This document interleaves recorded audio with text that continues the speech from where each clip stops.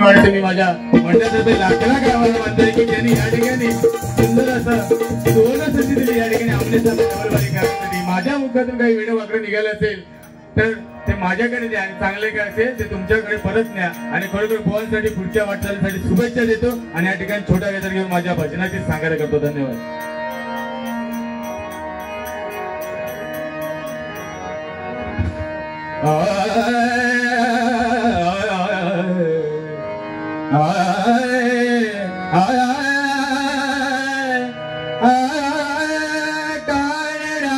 राजा पंढरीचा राजा पंढरीचा